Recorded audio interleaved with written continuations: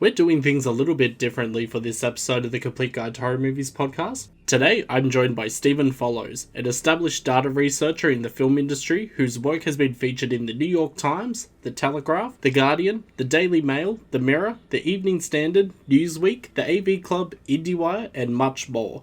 He's an industry consultant and guest on the BBC Radio 4 series The Business of Film, which topped the iTunes podcast chart and has consulted for a wide variety of clients, including the Smithsonian in Washington. Stephen has recently launched the Horror Movie Report, which is the most comprehensive case study of the horror genre. He has dissected, analysed and laid bare using data on every horror film ever made and is a data-driven dive into everything from development, production and distribution to recoupment and profitability. And he joins me today. Stephen, thank you so much for joining the podcast. How are you? Very nice to meet you. Thanks for being on, for inviting me on the podcast. I do a couple of things. I'm a filmmaker and a creative on the one hand, and I'm also a data analyst on the other. So I like to mix those things together wherever I can. And going deep on something like horror films is just so much fun because I've spent the last year or so just analyzing them in so many different ways, the content, the filmmakers, the distribution, the financing. And it's been sort of a personal project that I'm able to sort of share with the world now. So that's really fun. So what it ended up being is it's a bit of a beast, but it's about 450 pages of the data behind horror films. So there's 350 graphs, all showing different aspects of it. So whether it's the death rates in movies, whether the heroes or the allies die, what topics it is, what topics are being discussed, the gender of the filmmakers, which kind of horror films make the most money, everything in front and behind the camera. And it's all together in this, currently an ebook. I do hope to do a coffee table book at some point, but at the moment it's online at the horrormoviereport.com. Excellent. It's so interesting. I do meet a lot of other horror movie fans and self-described horror connoisseurs who also work in the data space. Pivoting just a little bit. So I used to work with the Actuaries Institute, and actuaries can be known as data scientists. They're very good with using data for mostly things like insurance and predicting the future, but it always makes me laugh when I think, oh, this is another person in data who also loves horror movies. So, yeah. Well, how much of being an actuary is around death and death rates? Because that sounds like a lot like horror as well. Oh, surprisingly a lot. I mean, the membership organization I was part of had about 5 to 6,000 members, and often a lot of them would have to work, especially during the time of COVID, where they would have to try and increasingly predict what the death rates were. There was a specific COVID-19 working group, and I remember we were doing the marketing for them, and I was just thinking, oh, wow, this is a bit grim in terms of the figures, but they were always right. So they still get quoted to this day from, our Australian-based newspapers and sites and everything. It's just like, wow, they really know how to predict the future. But as someone who doesn't necessarily know data analytics, I always look at it and go, wow, I have no idea how you guys do that. Well, anything done to if you do any task enough times or to enough depth, it starts to become like magic to people who don't know how to do it. And I certainly feel like when I see musicians or something like that, because I'm not very musical, but I appreciate music, and I see them sort of very quickly do something, or an artist like Picasso who's done 3 or 4 strokes, and you're like, oh my God, that's incredible. And I think that we forget that our own passions and professions can be like magic to others. And so for me, all of this report just makes sense. It's something I've done incrementally, slowly, consistently over time. But I appreciate that it might hit some people straight away as like, the main report, the main bits of feedback I got when I started sending out early drafts to people was, wow, what is this? And I think that's been really fun because, as I said, to me, it's entirely just logic. Whereas to someone else, it might seem inexplicable or maybe like magic. Yeah, 100% agree. And likewise, I think there will be a lot of horror movie fans and a lot of even just horror podcast creators who would really benefit from looking at the horror movie report, both the regular edition and we'll talk later about the film professional edition. But one thing I want to touch base on is what influenced your decision to create the horror movie report. I know that you're a horror movie fan, but was there anything else that kind of made you have that eureka moment? Well, it's funny. It's my interest in horror as a consumer had almost nothing to do with it because there's so many things I love about film, and I don't study the data behind it because I want to like be a consumer with the whole thing. It's like they're separate things, I guess. What's so interesting about horror from a data perspective is that there are so many ways in which it operates entirely differently to every other genre. So if you look at the correlation between the scores that film critics give movies and the profitability of movies, in most cases, in most genres, there's a high correlation, very high correlation.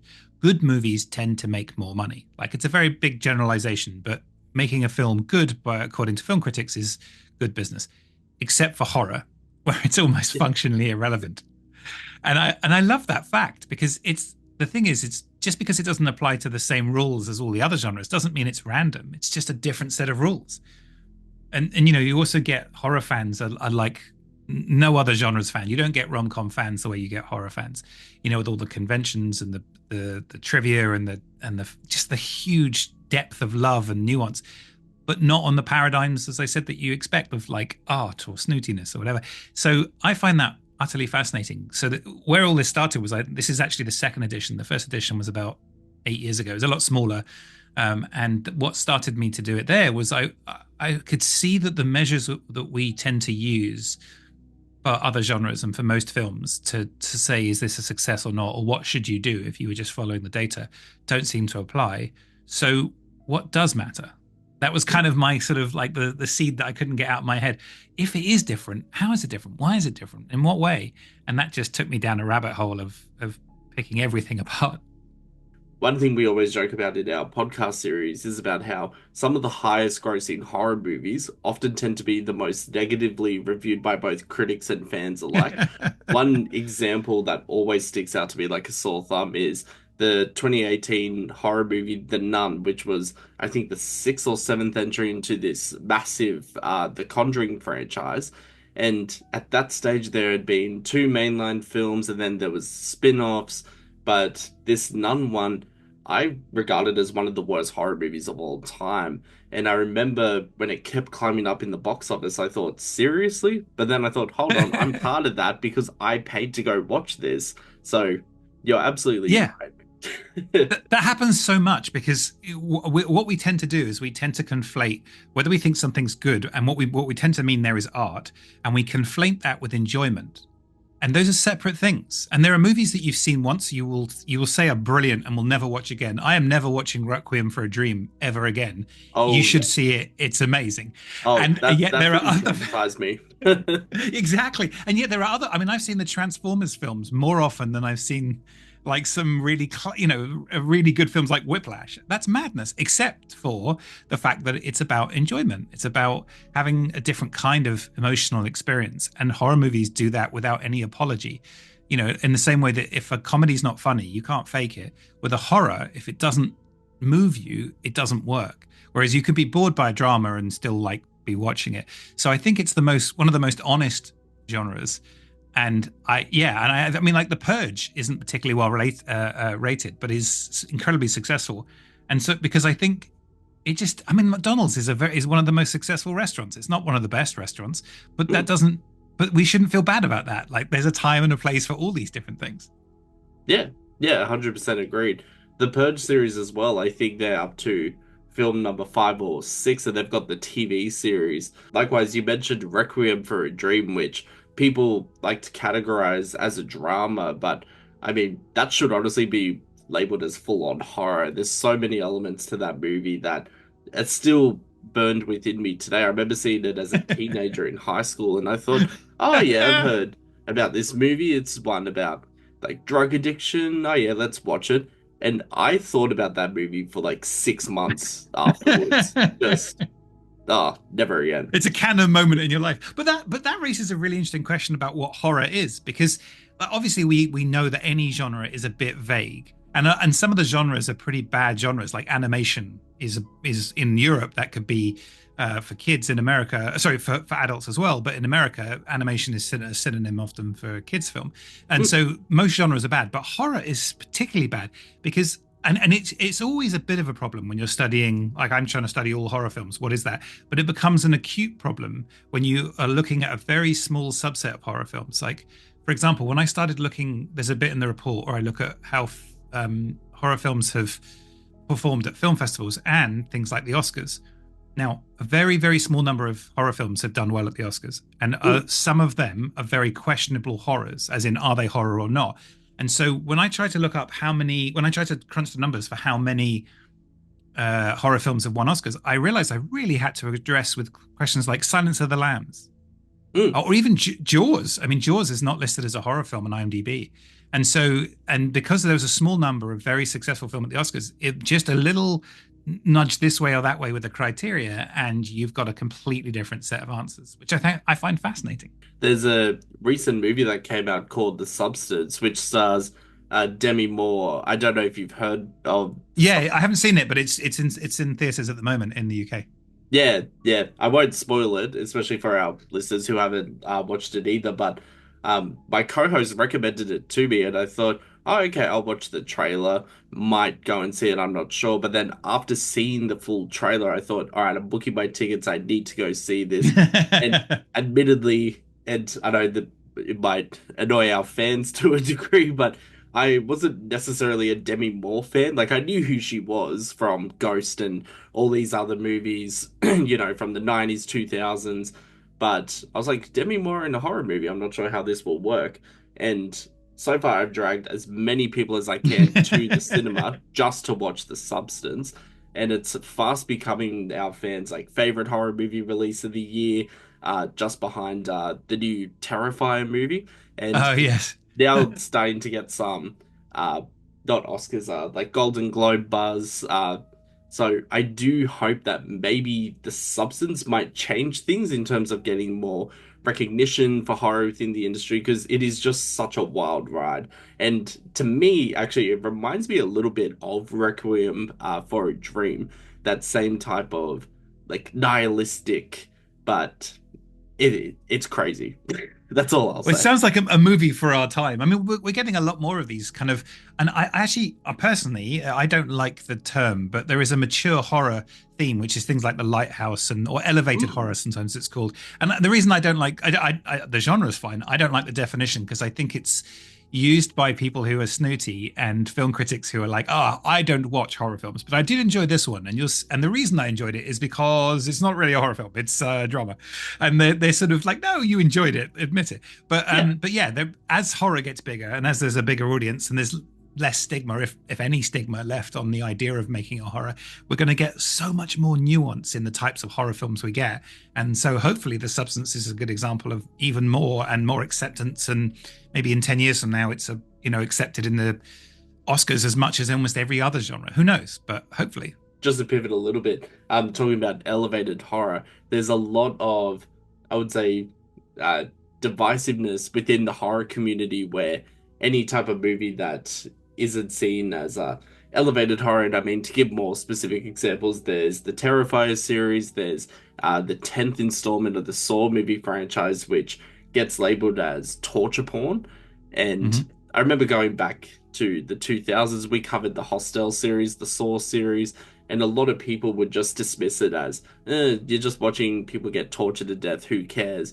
But without missing the crucial elements of why I would say most people like those movies, which is the fact that it's just, you know, sometimes they might have a really great story, like the Saw series, for instance, or it might just be shocking because of how they might take, like the horror movie filmmakers might take influence from European horror movies or even Japanese horror movies.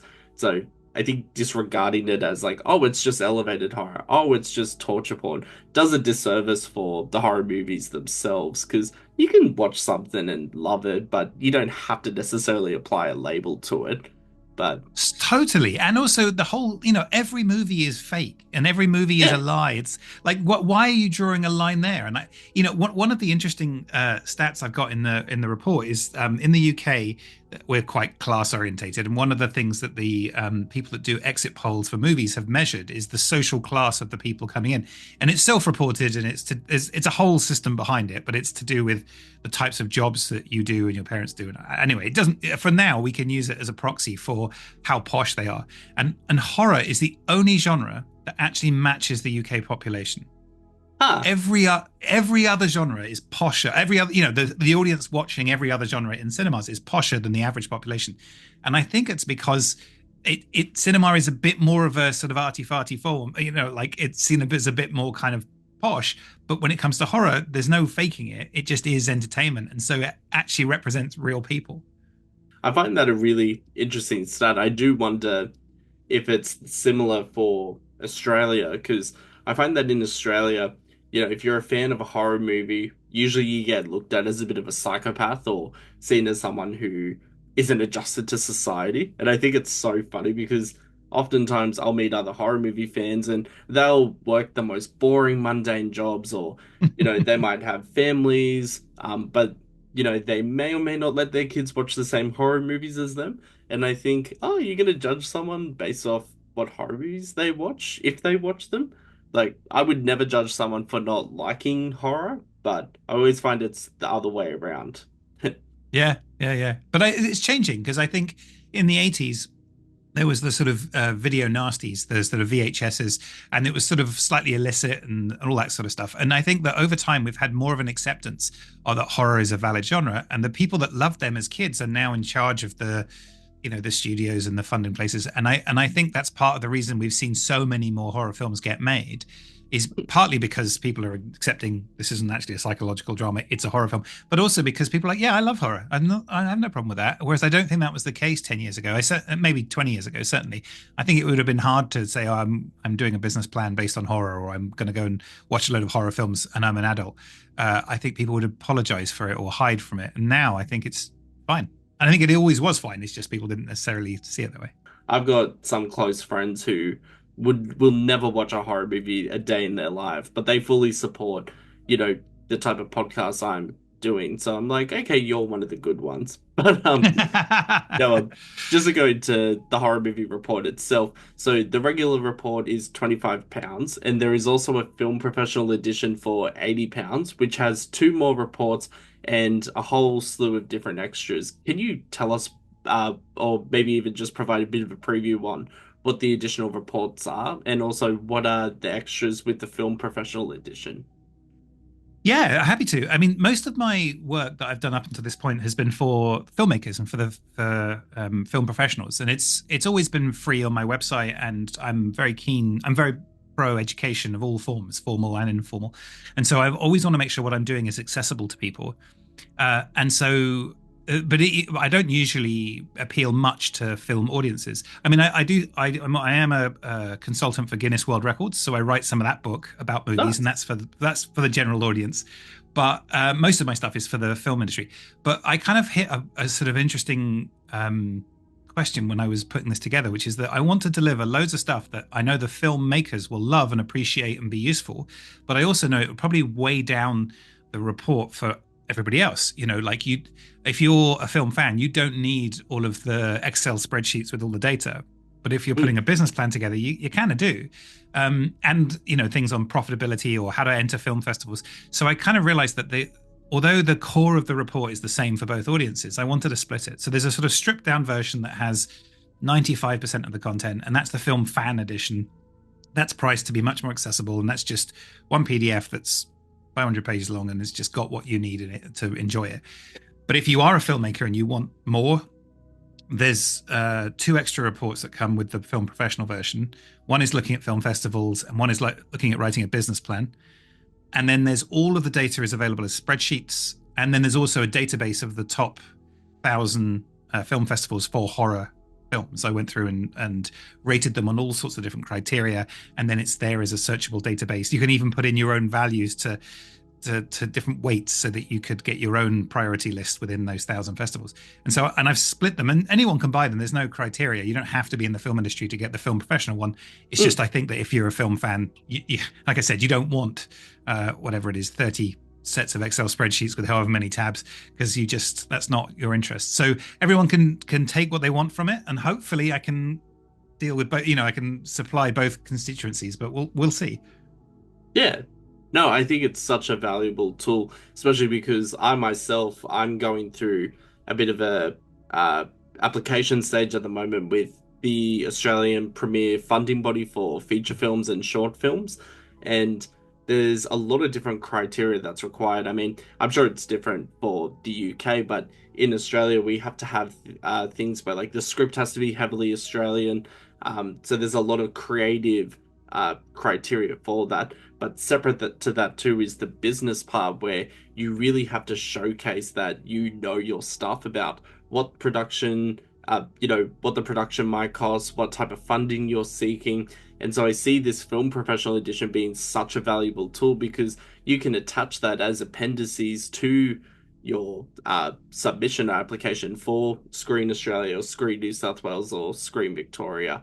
And, Australia has different state-based funding, but if you use the Film Professional Edition, I feel it's just going to make your life so much easier. So, to our fans who are also going through the same funding stage, I think check this out because it's going to be such a great tool. Oh, thank you for saying. My main mission at the moment is to get as many people to hear about this. I don't think I'm going to convince a single person who doesn't want this to get this. And actually, I quite like that because it's not about everyone must have this, but to the right people, this will be the thing they need. And I really want to make sure they know it exists. So I appreciate coming on the podcast. And also if any of your listeners are like, oh, I know a guy or gal who really could do with this, or that would be their jam, please do share it with them, because that's something that I have never really cracked, which is how to tell people about what I do. I end up doing things and then people find it a few years later and they're like, "What? Why didn't I know that existed?" And I'm like, I don't know. The power of Google. But Yeah. also, yeah, one thing that really caught my attention when we were talking through emails was that with the horror movie report, it was so detailed. And I thought, okay, I'm gonna, request a few pages. And then I was going through the process of wondering what our audience might look for. But then I also have some queries myself, thinking like, oh, I wonder why this specific aspect has, declined over the last 20 years with horror movies, or why are we seeing more of this in horror remakes, for instance. So we'll go into some key parts of the horror movie report. Now, there's a lot of discourse online about the level of sexual content, not just in horror movies, but overall. There's things like the widespread availability of pornography, there's generational differences and attitudes towards nudity and sex. And I find that horror is used to be a bit more exploitative, but recently I have seen that there is less and less nudity, and your horror movie report actually does talk more about that. So, can you tell us more about these factors? Yeah, certainly. Yeah, you're absolutely right. And so I first got clued into this a couple of years ago when I was looking at different levels of different vices, or objectionable material is sometimes the fancy way of saying it. But sex, drugs, violence, things like that in movies. And the way I was measuring it was a whole load of signals coming from censorship bodies around the world. Film databases sometimes have a rating for it. Parents' guides. In America, there's quite a few review sites that are orientated around families that want to give people a detailed understanding of what's in the movie before they choose whether their kids could watch it or not, because just saying it is rated PG-13 or whatever may not be enough information for a parent who cares deeply about them not seeing nudity but is okay with violence, or vice versa, or whatever. So there are lots of signals, and so I sort of gathered all those signals, put them together, and then noticed that if we took the year 2000 as a sort of semi-arbitrary baseline, over the last almost quarter century, the amount of sex in movies has gone down by about 40%, 40, but the amount of sex, drugs, and violence has not. So not sex, drugs. What is it? Drugs, violence, and swearing has pretty much not declined. And so it's fascinating. It's not that we've become cleaner, or that movies have changed in a broad way. It's a very specific thing around sex and nudity, and it's for many reasons. I mean, I can only really for certain say that this is the data, and everything after that is my interpretation. And I might be right, might be wrong. Other people may have other thoughts, but I think you hit on a lot of the points, which was that movies served a different function in the past, where there wasn't, I mean, pre-internet, there weren't as many ways of having content that you could control. So having a VHS that you could watch by yourself in your room was one of the few ways that you could control, because television was broadcast. You couldn't pause it. And also, if you go back before that, there are sort of sex orientated cinemas and stuff like that, which sounds appalling to me. But I'm well, each to their own. Just tell me what it is before I go in, so I know whether to go in or not. But sure, yeah, you do you. But quite literally. But there weren't many other places. And so, whereas now we have alternatives. If you want to see nudity, you don't have to try and get a VHS. There's no shortage of it. But also, we've become a lot more acutely aware of things like exploitation. Like how necessary is that nudity? Because it's not just about me watching it or you watching it as a consumer. There is an actor, or more commonly an actress, there on set, and we're seeing that's a real human being, and we're seeing their body, and we're seeing them share something they can't take back. And to what degree did they choose that, or was there pressure? So the rise of sort of Me Too and intimacy coordinators as well, which is the new job that's been created recently around the idea of protecting the actors on set in the way that you might have a stunt coordinator making sure it's safe. An intimacy coordinator, part of their job is to make sure the actors feel safe and they're emotionally safe, as well as making the sex look good, or, all things like that. As a coordinator, the way you might for a choreographer for dance, or as I said, stunt coordinator for stunts. So we've become a lot more aware of it. And I think certainly if you go back and watch the early episodes, the first seasons of Game of Thrones, and you've heard since a lot of the actors say that they felt pressured into accepting it. It's not, it's certainly not the kind of like, oh, that's great, there's some nudity, that's fun. It's like, are we watching exploitation here? Am I supporting that? Yeah. And so I think, and I think that horror movies had a lot of sex in them, but they were never about sex. They're about adrenaline. They're about feeling something, and then they weren't primarily around nudity. So the lack of, or the declining interest in having sex or nudity in horror films hasn't undermined the core of what these movies are. So it's been relatively easy to drop. No one really minds, and yeah, so it's been a really interesting trend, because I don't think it's at all affected the essence of horror. Just to give some context, one of our previous interviewees on this podcast, she spoke about how when she was hired for some horror movies, one of them being really successful, another couple where they were more straight to DVD type of horror movies, she was always required to show some skin or be naked in some of the scenes. But the way that she was approached with that level of detail in the script was, they always said to her, oh, look, this is just how it was written, but this is not a requirement. If you want to wear clothes, if you want to not be shown naked on screen, that's completely fine. And she felt that because she had that level of control given to her, she was more comfortable actually going naked for 2 out of the 3 horror movies. Whereas when she's done dramas and they've really pressured her to be naked, and she's like, but what is the purpose for this scene? And they'll just say to her, oh, don't talk back to us. So she felt that horror was very welcoming and actually accepting, whereas when it came to any other genre, she felt that it was a needlessly set of requirements for her to be nude or to have sex on screen. And when we spoke about, because some of these movies she had done 20 years ago, I said, oh, do you feel, any type of regret for showing nudity on screen for horror movies? And she said, no. The only thing that she didn't like was the fact that she got killed in 2 out of those 3 movies. Because she can't be in the sequels. Yeah, that's financially, that's quite a hit. But that's fascinating to hear. And I would like to think that that horror filmmakers, when they're showing violence on screen, they're not really doing violence to the actors. It can be more traumatic to shoot a horror film because you're screaming or running, or maybe you're being blindfolded or trussed up. Like, it can be more of an endurance thing, but fundamentally safety is important. And so I'm not surprised to hear that horror is not an unsafe place when it comes to nudity as well. Whereas if you're trying to make a film that is the vision of an auteur, an artist who cannot explain it, but just, how can you argue with that? How can you say, well, I'm not saying no, I want more understanding of how integral it is or otherwise, so that I can choose whether I give it or not. And so yeah, but it's interesting that the audience don't mind, and I think that is a generational thing as well. I think if it looks exploitative or unnecessary, whatever it is, people don't necessarily want it, and certainly nudity comes into that category.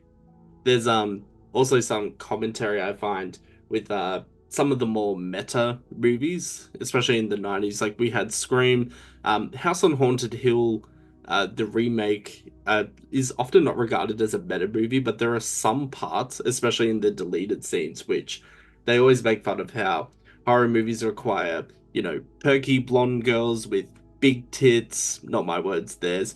And I often think, oh, does that really apply to modern day horror movies? Because I'll think back to, the later installments of Scream or other franchises, and I don't think that's necessarily a thing anymore these days. It still happens, but I'm even struggling to think of an example now. Like none of the Conjuring movies have had nudity. Um, yeah, I'd be very hard pressed to find a modern day horror equivalent. Yeah, I think what's happened is the most extreme films are still when you put all films on a spectrum to do with the amount of sex, the most extreme are still out there, and that's fine. That should exist if people want to make them and watch them. But where we've seen the biggest decline in sex has been sort of in the middle, if you will, where it's a little bit of nudity and now there's none. And so I don't think we're not losing the idea of a sexy thriller, but we're just losing the idea that all films have to have a bit of it in there because it just doesn't match the film you're actually trying to make. It was always a function of trying to get more audiences or play to the cheapest gallery and get more sales. Mm. Speaking of appealing to more of the wider public, horror movie fans are notoriously divided on the issue of sequels, remakes, reboots, franchises, even the term requel, which is reboot sequel. And the recent Scream entries have analyzed the role of reboot sequels, legacy characters, establishing new timelines. Now, your report shows that despite the decline in sequels being made from the 1990s to today, sequels do account for a rapid rise in percentage share of the global box office. Can you tell us more about this?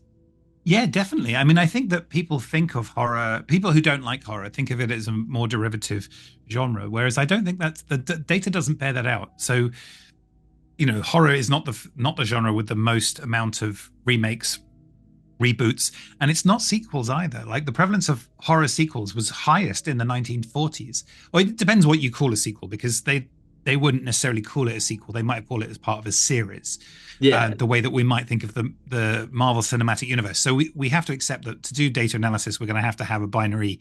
Is it a sequel? Is it not? And that might be, you might disagree with that criteria, but the concept of it being part of a very connected set of films was highest in the 40s and then had another peak in the 1990s, but it has really declined. And we're in a period now where horror sequels are at their lowest level percentage wise than they've ever been.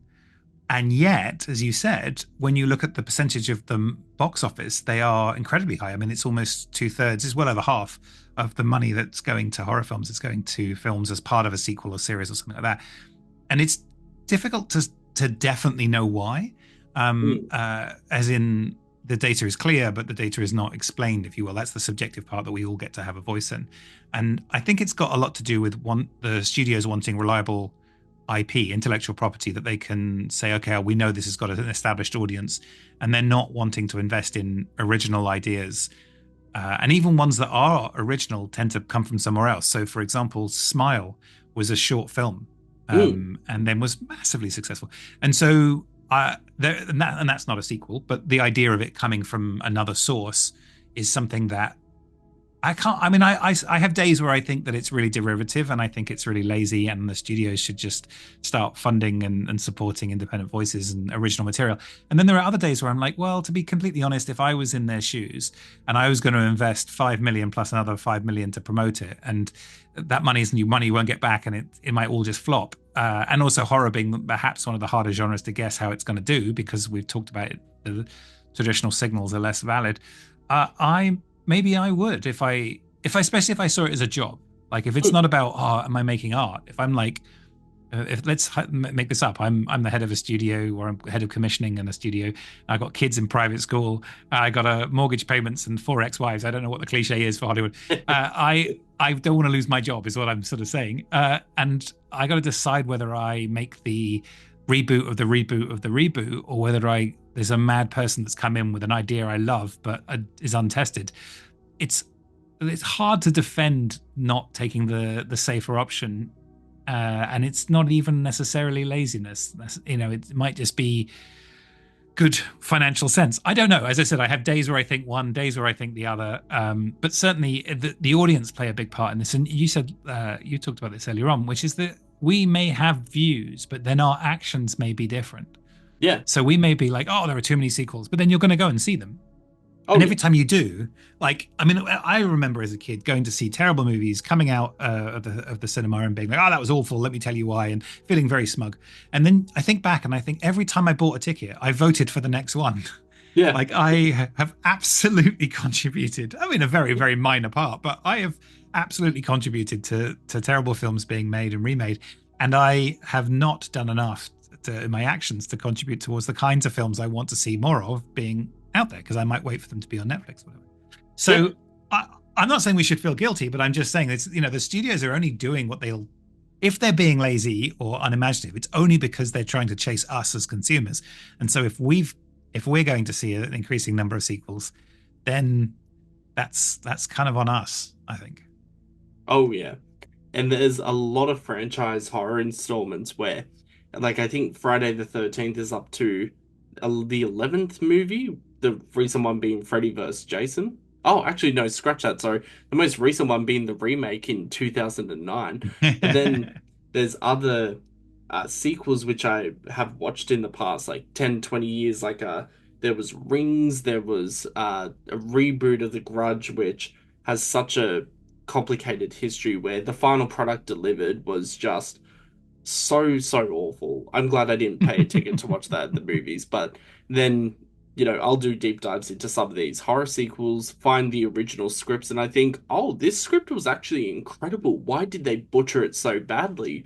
But it does go back to studio interference. They're concerned that if it just deviates a bit too far, then it might not lead to global box office success, but at the same time, they sacrifice that audience and critic favorability, which I think is so silly, because surely if you get great critical feedback and great audience feedback, that word of mouth should increase the box office. But yeah, Yeah, and you're right. If they do please the audience and they make films that critics for most genres and audiences for all genres like, then they'll make more money. So they are chasing that. But it can be really hard to tell on the other side of these things. So, for example, the second Joker film, which I don't think is a horror film per se, but that is done pretty poorly with both audiences and critics. And yet, I think it's done poorly because they let the filmmakers do their own thing. And now I'm not saying that's a good or bad thing. I don't know. That's not my place. But it's interesting that that's not necessarily a model of interference from what I understand. And the first film was so successful for the same reason. They left the filmmaker alone. They had a good filmmaker, and they sort of, the budget was low enough. They went, oh, just do what you want, kind of.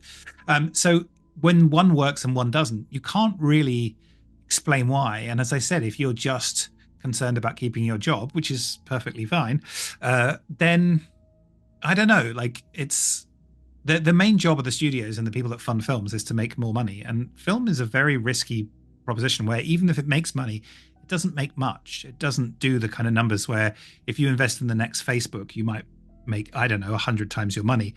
I mean, from what I understand, the people that invested in the first Joker film, which was a huge success in comparison to what they're expecting, made about 3 times their original money. So if the highest possible end is just 3 times your money, and most films don't make money, then the risk-averse nature of it being real cash that you could spend elsewhere or a job you really would lose becomes a bit more real than it does for you and I when we sit in the theater and we're just like, oh, that was so unoriginal. Why was that? But we've had to pay the same $10 that we were going to pay for another movie. It's, I don't know. I'm sympathetic whilst at the same time completely agree that the movies are not good enough. And there are movies I see sometimes where I'm like, that movie was great. Wait, no, that movie should be average. Like, that should be the average movie. But because most movies suck, this one seems like the best one. But actually, no, they just did a competent job. And I get even more annoyed. I get more annoyed by an average movie than I do a terrible movie, because I'm just like, no, they should all be up to this middling level. Yeah. But anyway. Oh, there's one, just thinking about it now. And the whole Joker sequel situation, I completely understand why some people don't like the movie, but then I also think, wow, like all this news that's come out about it, where even the super what's it called, the superhero movie studio DC, like the comic label Hmm. behind it, apparently weren't involved at all. And not because they didn't want to be involved, it's because they were rejected by the director of that Joker sequel. And you think, wow, that's a bit of a power move. But anyway, going back to horror, there's one horror movie that came out recently called Afraid, but the letters AI is highlighted. So that whole movie is supposed to be this big, scary story about how AI devices like Amazon Alexa and the Siri and all that stuff is apparently going to kill us and enslave us all. And the movie was so bad. I just remember walking down to the cinema and just ranting on TikTok and everything, going, how does a movie studio like Blumhouse, who have done some really successful horror movies in the past 15 years and they've changed the game for horror, why are they now resorting to this crap? And then I think, oh, well, maybe they should do more sequels and remakes, but you know, going to the topic of remakes, now they did have a noticeable boom in the 2000s, and the 2000s was also rife with torture porn and sequels upon sequels, and remakes have just had that sharp decline that's more in line with the 1980s. So, can you tell us some fun facts on the different ways that filmmakers approach horror remakes? I did see in the horror movie report that there were some very interesting avenues. Yeah, I mean, I think the thing is, let's say that you are, for whatever reason, you are the filmmaker who has been commissioned, or you've decided to, or you've already owned the IP. You've decided to remake a horror film. You've bought the rights or whatever. You've got to choose how you approach it, and you could go the really extreme way that Gus Van Sant went in the late '90s, where he remade Psycho shot for shot, like literally recreated it, which is a very rare thing to do, but is very useful for me as a kind of descriptor of like, okay, you can see the extreme on that end. And then there are other movies where it's just taken the title and the concept and like completely that those movies are not connected. Most movies sit in the middle. And you have some that are trying to be really faithful.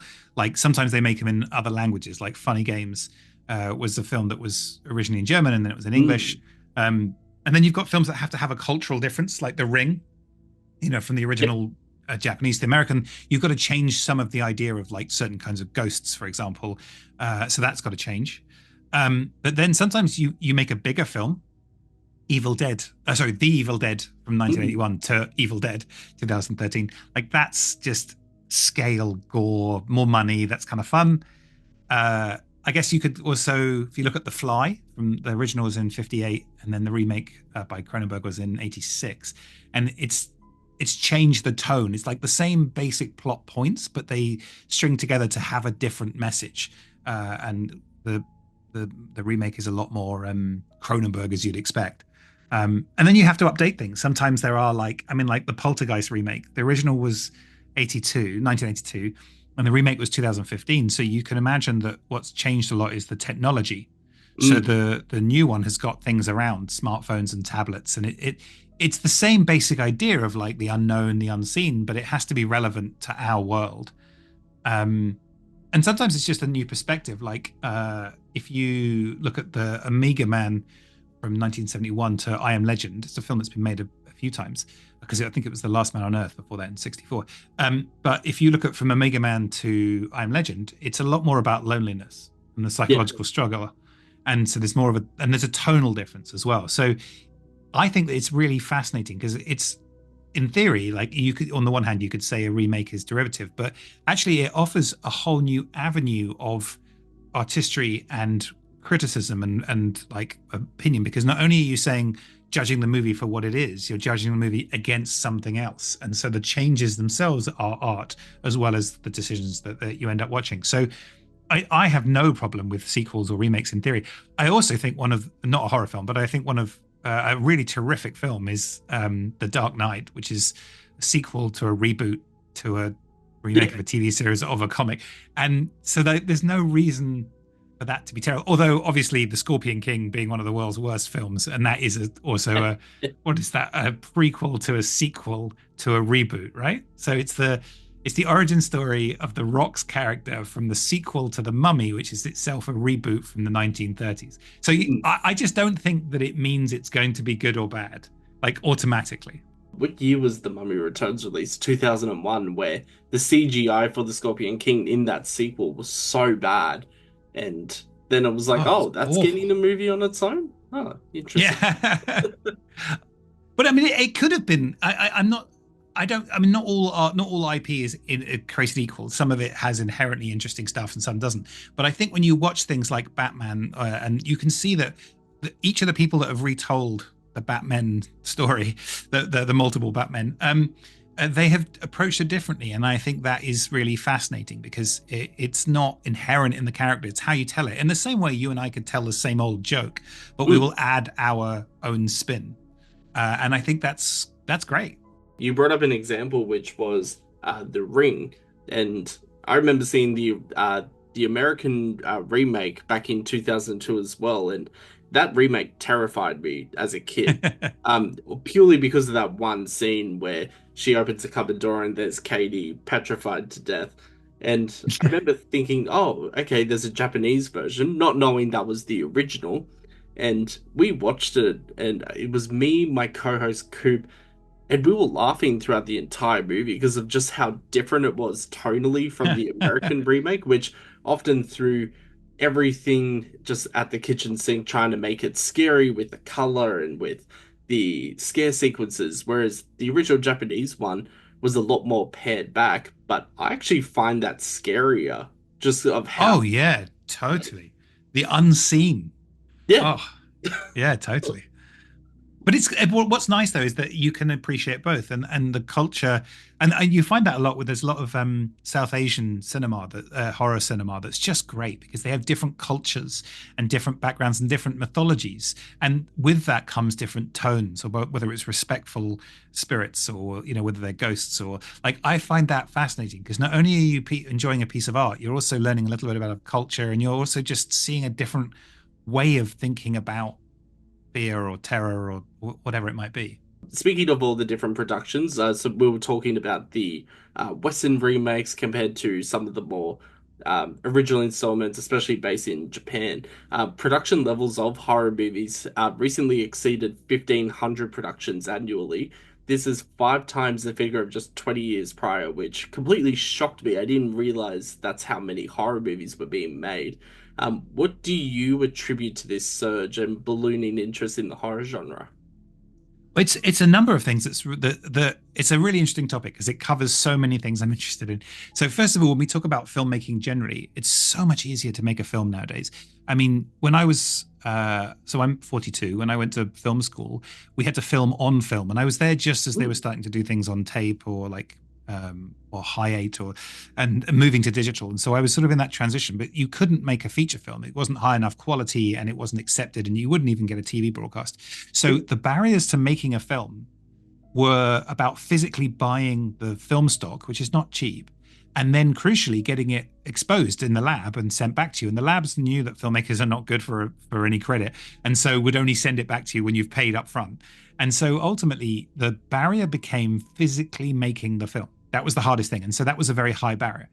Yeah. Then when you move to more recent times where you could shoot a feature film on your iPhone because it's great quality and we're accepting all of that stuff now, the barrier now is in distribution, which is on the one hand great because more people get to make movies. On the other, it's that you spent all the money and you're sort of like, there are more people making failed movies, however you define failure. But generally it's a good thing. There's more films. So you see a massive rise from around 2000 in all films being made because it's just so much easier to make 90 minutes of material that you can call a feature film.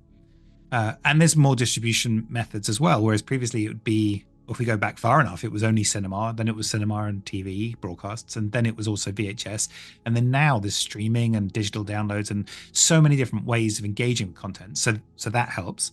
But the other thing that's so fascinating is that that's happening across the board. Almost all genres are booming and the number of films being made is exploding. But horror is also getting an increasing market share. So not only is there more movies, horror is taking over. I think in the sort of last part of the last century, so towards the end of 1900s, it was maybe like 4 or 5% of movies, and now we're over 12% of movies. So the it's been accelerated, and I think that's some of the things we've already talked about. I think it's a greater acceptance of horror being a valid genre. I Yeah. think that horror is also a genre that lends itself to the kinds of films that are booming, because there aren't actually more studio movies than there were 20 years ago. In fact, there might actually be fewer, because a studio movie needs to dominate the box office, and there's only 52 weeks in the year. You can't really have two big studio movies every week. That wouldn't be tenable. So actually, the number of Hollywood big releases is fairly static. So where this boom is coming from is on the lowest budget, which is where horror really thrives, because we don't really mind as much about the quality of the visuals. And in fact, if it's grainy and a bit handheld, maybe it makes it even scarier. So it's just a confluence of all these things. It's more accepted, there's more audience, it's easier to make a film. And these new technologies really, really support horror in a way that it doesn't support bigger budget other types of films. There was a recent horror movie that came out on Shudder, AMC Plus. I'm not sure what it is in the UK, but it's called VHS Beyond, and it's part of this whole franchise around low budget anthology horror movies, often by first time directors. But this recent installment had Mike Flanagan, who's done Haunting of Hill House, Netflix, a bunch of Stephen King adaptations, and I was reading this interview with the visual effects director, and he had no budget essentially, but he was able to replicate all these crazy set pieces involving things like skydiving and aliens, and he was a VFX supervisor on a lot of other horror movies too. And I always think, how do you learn to become that great in visual effects where you don't need a budget? And watching this movie, I see it as on par with a lot of Hollywood productions, but they might allocate millions of dollars towards a specific set piece. Whereas this one, I mean, I would be surprised if he received a budget of $50,000 for visual effects alone. So I find Well, I that, think, I mean, horror's always been more accepting of that, and the sort of old half true, half joking adage when I was at school, film school, was horror's easy. You just get four kids, take them to the woods, and chop them up. Narratively speaking, I don't think that was a production plan, because But the point is that it's and all the in fact, if the physical effects were kind of a bit janky, it might even make it more charming and more interesting. And so yeah, so I think that it's a genre that always benefit from that. And I also think that the kind of people that make horror films are a lot more like, oh, let's just try it, let's just give it a go. Like, I yeah, don't think you get that same kind of enthusiasm in drama. And I don't really know what it is, because it's not like I don't have any problem with drama or the people that make it, but they have a different sense to it. Whereas the filmmakers I know who are most embedded within horror have a real kind of, oh, we'll just try it, like, let's yeah, just see. And I love it. And I think the audience have the same thing, where they're like, okay, so you're going to watch something that's very low quality, and the acting's not very good, but it's fun, it's good, they've done a good job, and the people behind it, are really having fun with it, and you're like, all right, I'll go with it. Like, that's really cool. I like that. going back to film school days. So I'm 32 and I attended film school when I was 19 to about 22, and found that I was probably one of the only people who wasn't interested in creating a Game of Thrones ripoff. Like, not trying to slag off any of my former classmates, but it seemed like the whole reason why they went to film school was to create this new Game of Thrones project, and it was going to be based in Australia. And I'm just sitting there being like, oh, I just want to do a found footage horror movie, or, I want to do something that's more of a comedy, or, go more into short films, that type of thing. And, you talked about how shooting on film was a bit more prevalent back in the day. When I was in film school in 2011 to 2013, one of our assignments was to actually shoot a TV commercial on film. But the Mhm. problem was, and I was very shocked, I'm still shocked now, was that even in 2012, back in Sydney, Australia, which is, the capital city of New South Wales, and often like the one place people think of when they think of Australia, it did not have a film lab. So we had to send our film overseas to get processed. And I thought, surely there's like a niche little studio or some type of film lab in Sydney, and there is now, thankfully, but back then, everyone had switched to digital. God, and it happened so quickly as well, and it's a good thing overall because it means more people have got access to making films, and it certainly wasn't a good thing where money was the main gatekeeper because it sort of entrenched a lot of bias around being mostly male, white, rich, middle class, and living in the capital city. So it's definitely been a good thing. But one of the negative things about it is that, yeah, the old methods have died off quite considerably, as have the technology, the technicians. Like, there might not be enough money to run a film lab, but there's also not the people who know what they're doing. So there's crafts that we've lost as well, which is a shame. But it's always the way these things change. Oh yeah, and I mean, I remember in one of our advanced film classes, we had a lecturer named Brad Crawford who is widely regarded as a color grade master. He had shown us how to take digital footage and add different effects to make it look like it had been shot on film. And I mean, I'm not necessarily a big fan of that because often when I tried to do it, I was just really shit at it. So I thought, okay, if I ever do make a film, I'll pay someone else to do it because I always upped the grain too much or I'd blur out the background way too noticeable to the point that it just looks so tacky. But hey, these And you things. can't preview it. You don't know till it comes back from the lab and you've paid for it. That, oh yeah, it's all out of focus because what you're seeing is not necessarily what you're seeing. What's going to be the final thing. But anyway, I could talk about this for hours. But it's like So, fascinating to think about how these things change. And yet, you can watch a film as a consumer from the 1970s, and if it was a good horror film, it'll work just as well because you don't care how it was shot. You care what the end result is. yeah, exactly. With all this talk about production, would you say that horror is the most profitable genre? And what is the sweet spot for likely profitability? You talked about this briefly at the start of the episode. Yeah, so horror. So there's always we want there to be a clear mathematical answer, and there's always a huge amount of subjectivity because what you accept as a film. Also, a lot of profitability is hidden behind. We don't get published. We may see how much they made at the box office in the cinema, but we don't know how much they got paid for Netflix, or we don't really know how much it cost. And there's a lot of vagary there. So if you're coming out, if you're not from the film world, you may be like, why do we not know? Well, I can assure you, it's a very complicated question. However, we can make certain inferences, certainly over long periods of time or over whole genres, and we can look at patterns. And so if we look at films that were released in cinemas, which is a subset of films, horror is definitely the most profitable genre. And up there with things like family films and musicals. And the ones that are least likely to make a profit are expensive films for niche audiences. So war films, historical films, westerns, films that have a lot of cost but niche audiences. If you're not into westerns, it's going to take a lot to get you to go and see one.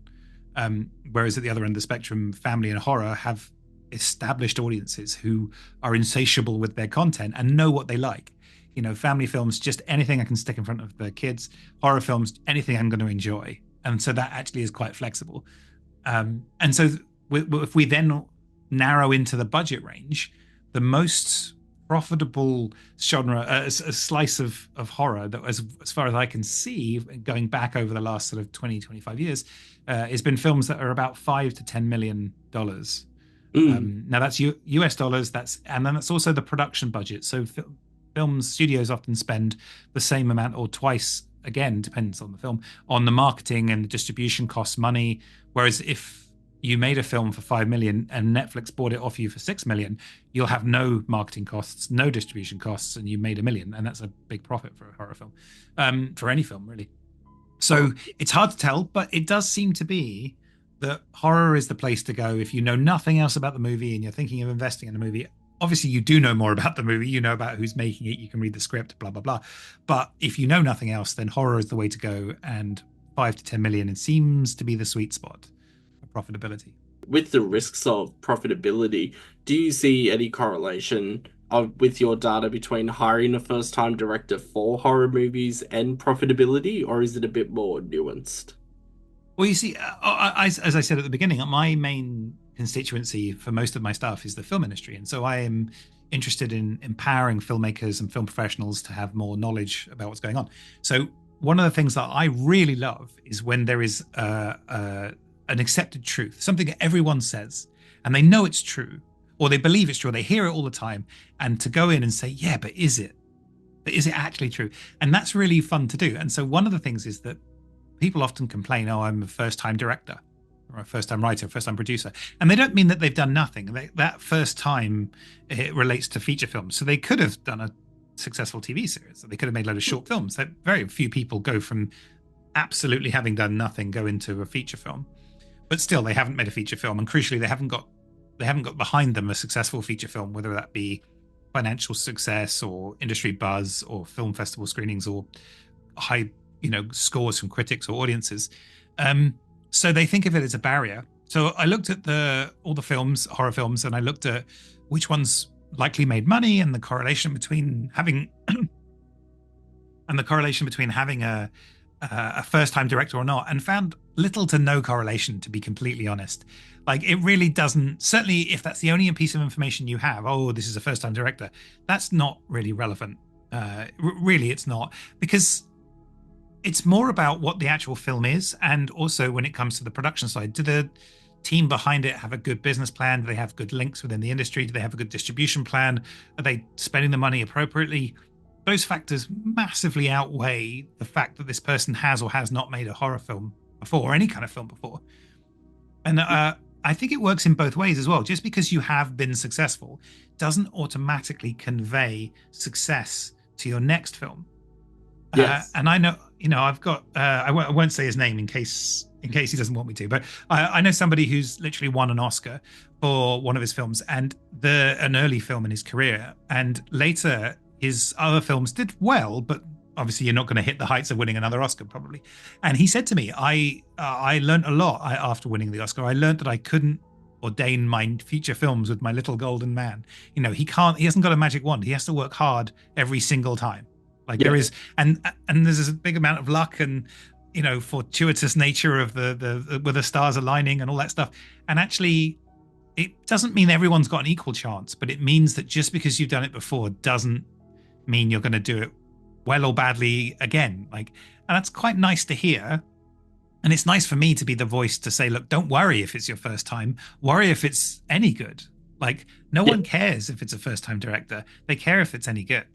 And that's something that you can affect regardless of your experience. Oh, yeah. You mentioned the movie Smile as an example previously. What I find really fascinating about Smile is the fact that, as you mentioned, it started off as a short film, which was Laura Hasn't Slept, and the director, Parker Finn, got approached by Paramount Studios to turn that into a feature length for the Paramount Plus streaming platform. But then they took an unusual step of using it to screen with test audiences. And from that decision alone, they decided to change it from a streaming-only release to a theatrical release, which resulted in, I think it was $200+ million at the global box office at this stage. And, I find that very exciting because he was a first-time director as well. And I've seen a few interviews done with him where it really speaks to what you just said. His whole motivation with horror movies and filmmaking is just trying to make the best product that it can be. And, when it was a short film, it was all about trying to make, a really entertaining and captivating short film. Likewise, there's also the Saw movie franchise, which just went above $1 billion in the global box office for this series. And, it was directed by James Wan. It was written by Leigh Whannell, two Australian filmmakers. And their whole approach to getting funded by an American movie studio was that they were told to create a short film first, and then they traveled to America, they pitched it, they got it greenlit, and then it's just been so successful that that's how they became movie makers. Whereas they talk all the time, and they spoke about how they went to this specific film school in Melbourne, Australia, and their lecturer got up in front of everyone and said, "Not one of you will be a successful filmmaker." You just think that lecturer must be eating his words right now. Well, first of all, that's terrible lecturing because you shouldn't be pushing people into things they're going to fail at. But you should believe someone will become successful and they have a chance. And it's not random. I think that's the thing that people forget, is that you can't necessarily control all of it, but it's not just a random, it's often highly correlated to hard work. I can't Yep. remember who said it, but it's like, success is down to luck. I find the harder I work, the luckier I get. And I Mm. think that's it. And I think it's really inspiring that you can think of an idea, make something that is within your means, your resources, and everyone can make a short film. Like, I know that lots of people have commitments on time or with family or don't have a huge amount of money, but with almost every smartphone now, you can Yeah. shoot something, even if it's the smallest version of the smallest version of your idea. But then you put it online, and then you get funding for something else and something else, and you can build. That was never the case before. Yeah. And it's really inspiring that if you do connect with an audience, you might not even not go to the studio. You might just set up a Patreon, and off you go, and you own your own content. Or you may be like, hey, studios, look at this. I have an audience who love this. They're asking when the big one would be, the next one. Let's talk. Yeah. So yeah, it's really inspiring. Oh yeah. There's a YouTuber who I can never remember the name of the shorter version, but he had created this video where he asked his following, tell me about the worst nightmare you've ever had, and he found a pattern where every person was giving him the same type of nightmare situation, which was they would wake up in their house, the house was dark, and there were no doors or windows. And I've never Wow, had that that's dream, so I cool. was like, oh, what is this about? And I remember watching this short movie, and I thought, oh, that's interesting, but it's a bit more art house than, typical horror movie. And then a year later, he gets approached to create the very divisive horror movie called Skinamarink, which Yeah. was at a whole bunch of different festivals. And I've seen the movie. I get it. I just don't know if I necessarily like it that much. But that's not me criticizing the art or the process behind it. I just think it's so fascinating that there is that additional avenue now where people can put a video up on YouTube and then they can get a major production out of it. Yeah, I think it's great that you can connect with your audience. I mean, horror has always had the greatest connection with the audience. It's the genre most made for the audience. I think that's not data backed. That's just my personal opinion. And so the fact that someone can email you and be like, "Oh, I loved that. That was great. Have you thought about this?" Or "Can I give you $5 to be part of your Patreon?" And like that is so inspiring to the audience who just want to make their stuff and people just want to see it. The more middle people that you can cut out that aren't needed, and I don't mean that they're wasteful in when you want to put something in cinemas. There's lots of people that need to do a lot of work. But if you cut out that and just deliver straight to people's audiences, then you don't need to have marketeers, studios, advertisers, all that sort of stuff. And it's a lot more connected, I think. Horror movie fans as well, if they love something, they will rally behind it. I mean, Oh, yes. Yeah, like yeah. the Chucky TV series finished its third season, and then it was unclear whether it would get renewed for a fourth season. And unfortunately, it didn't. And so there were so many fans, and even the actors, the writer, director were putting on a what do you call it, like a campaign to save Chucky and to renew Chucky, Hmm. and it's still going to this day. Even the lead actor Devon Sawa and Jennifer Tilly are really spearheading the movement. And you think, oh, that's interesting, but you know, you go into different fandoms and you see why they might connect with specific horror movies, especially if it includes more like diverse casting and diverse crews. And I mean, going back to the Chucky TV series, for instance, I think it was one of the first horror series and horror movies that featured non-binary actors, and it had more of a queer focused lens. Going through your report, does your report provide any information on diverse representation? So whether it's about LGBTIQ plus people, women in horror, that type of thing? Well, I've looked at a lot, both within this report and also in my past so far, a lot about gender, and that's partly because I was doing it 10 years ago, and there was more of a present issue. It's not that it's not an issue now; it's just that we've become aware of all sorts of different areas that we should be putting a lot of focus in, but also because it has a particular function. It's been tracked for a long time, gender, and in a binary way, which doesn't always reflect how life actually works, but it has been how people have self-identified in large part. And so we've been able to show the sexism of the industry consistently, and that's been able to spearhead action. Whereas the more hidden traits, which might be your own identity, it might be your sexual orientation, or it might even be race, because race is a complex question to Mm. how far back you go, and whether you see family origin or race. And two brothers might be able to see themselves as having different races because it's a lot to do with your own interpretation. So there's a lot going on in that, which makes it a lot harder to judge. And I can do so. The report goes into a lot of detail around the gender of actors, of characters, of writers, producers, directors, and also all the crew on film. So there's a lot of stuff in there about gender, because I can tell gender from the outside for most people because of pronouns. Because, for example, IMDb talks about actors and actresses, and so it's functionally fine to be able to do that for gender. Unfortunately, I haven't been able to do it for all the other all the spectrum that life is, and that has been a constant source of pain and regret. And I've worked quite hard to try and do it in other ways, but you end up trying to guess what people are from the outside, which is the complete opposite of what you're actually trying to do. And so you end up in very strange places.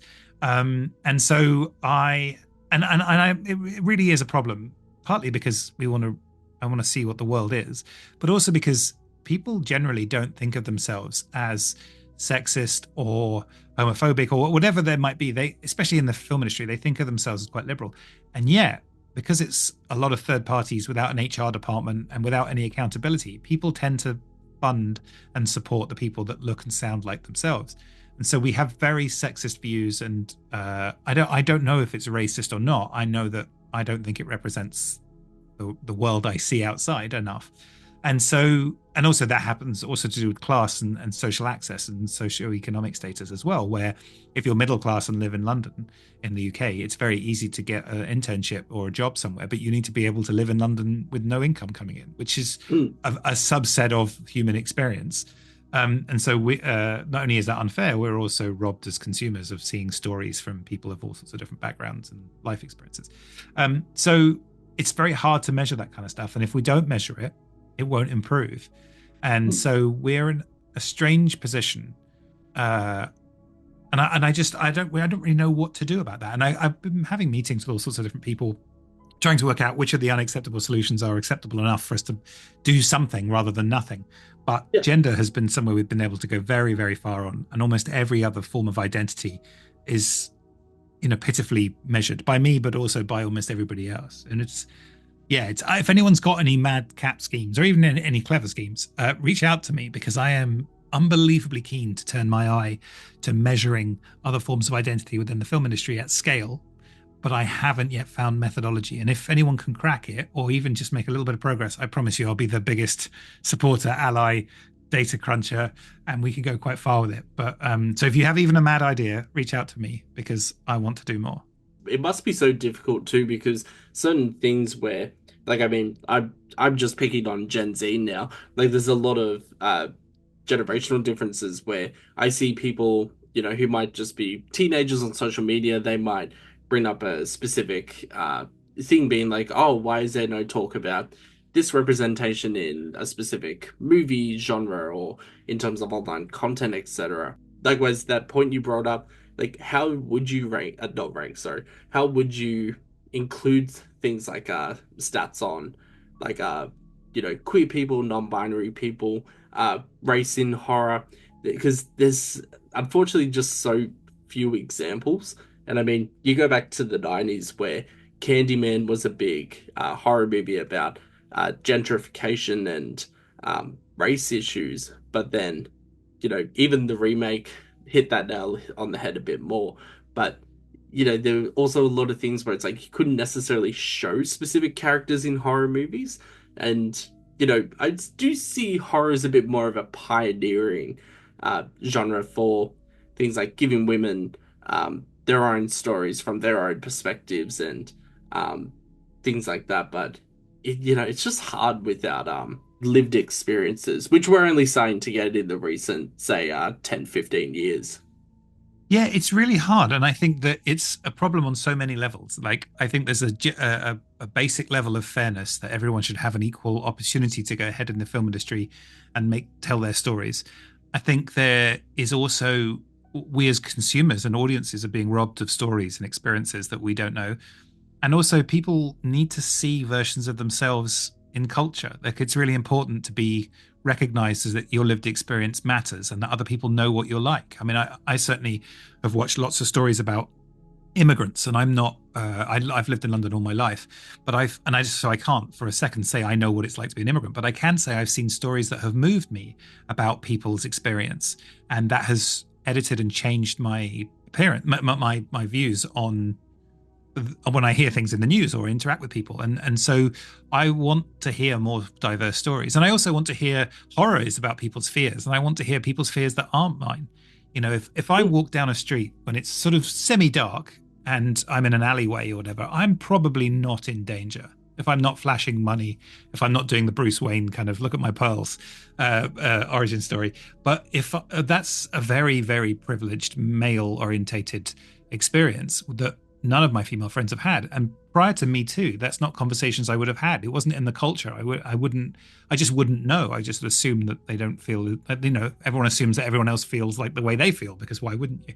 And so there is a real problem if we let a small number of people tell the same stories. We all lose out.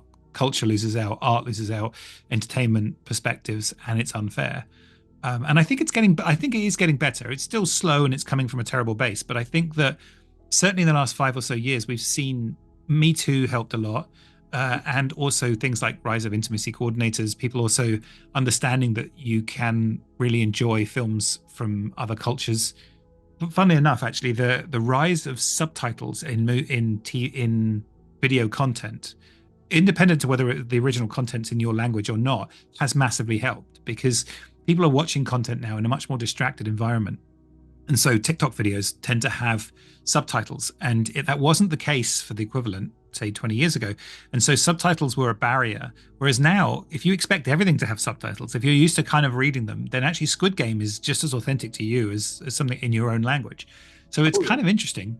And also, you know, we're on the cusp of the point where AI can do face replacements and auto translation to different languages, to the point to which maybe no content will ever be not in your language if that's what you so choose. So maybe it will be easier to have a global audience for your content. I don't know, but it's going in the right direction, but we need to be measuring more. And certainly when it comes to employment, unfairness only stops when people force it to stop. People like Harvey Weinstein don't stop because you get bored. And people who don't realize they're making choices in their hiring or who they support that are entrenching unfairnesses, they won't realize that, and they won't stop it unless they're shown to their face this is what's happening. So we do need to measure more. Agreed. There's one example I was going to bring up, which I remember seeing this 2016 horror, 2018, I think, horror movie called Truth or Dare, which is a very silly horror movie, but it was very entertaining, so I'll leave it at that. But there was a part in the movie where the whole thing focuses on this demonic entity or whatever trying to kill you by showing your biggest fear. And one of the characters in the movie, his biggest fear was being outed for being gay. And I remember watching it and thinking, oh, this is a little insensitive. Like, this is a bit odd. But then finding out the writer director of the movie is gay himself, and it's like, oh, okay, that's different because that's his experience. Whereas I think if it was someone who wasn't gay who, put that scene in, I'd be like, ooh, why did you put that scene in? And I'd start to question that. But then, horror has been seen as more progressive, especially with, going back to the Candyman remake. That was done by a black female director who also put more of her own experience into the movie itself to talk about the effects of gentrification and, race relations. And then going even all the way back to the 80s and 90s, it felt like women were seen as like having more, given more opportunities to actually provide their own genuine stories. Whereas every other genre, it feels like they have to fight 10 times harder just to get the same opportunities. And you think, why? Like, surely, in a perfect world, things would be more equal, but it just sucks that it did take until the Me Too movement for there to be that type of change. What's even I completely agree. What's even crazier is that they were leaving loads of money on the table. So this was Yeah. not just that these people are like, well, we're not going to make any money, which would still be wrong, by the way, but a different kind of wrong. There was underserved constituencies, and it's funny because you find this it happens a lot in horror, but it happens in other genres as well. So, for example, there was an industry belief that sci-fi was for men, really, for most of the course of history of films. But if you look at the audience, whilst the audience is more male than female, self-identified people and exit polls, it's still like a third of the audience is women, which says to me that they're watching films that aren't made for them. So they're watching them despite the fact they're not made for them, which suggests to me if you were to make films that had sci-fi films of a more diverse nature and that appeal to different people's different lived experience, you would do incredibly well financially. And that is what we're starting to see. So it is crazy to me. People, even the most cynical people who were making choices what they thought was about just money, were leaving money on the table. And so it just goes to show how entrenched people's views are, and how, when you make decisions out of fear, you tend to make unedifying ones that are not good. I've had a really, really great chat with you, Stephen. Where can our listeners buy the Horror Movie Report? Thank you for asking. If you go to horrormoviereport.com, there you can find out a lot more about it and choose which version's best for you. And if it's not for you, but you know someone it would be for, please tell them about it. As I said, my main mission is to let people know it exists more than anything else, because for the right people, this is exactly their jam. Either it's fun or it's useful for their career. And I need to get the word out there. So anything you can do to help, I'd really appreciate that. Excellent, excellent. And for our listeners, make sure you check out the Film Professional Edition especially, because it will help you with your application. Now, Stephen, one final question. Do you have a favorite horror movie yourself, and why? I do, but I'll tell you what it is in a minute. But I worry that it might. I don't know actually how it's regarded in the horror community, but I like Cabin in the Woods. Nice. I like it because it is a horror and it's not a horror. It is a comedy and it's not a comedy. It both appreciates horror and also sort of makes fun of it in a slight way. And I don't know if that is a sort of a very basic choice, or whether actually it's all. Everyone's. And I feel fine about that as well.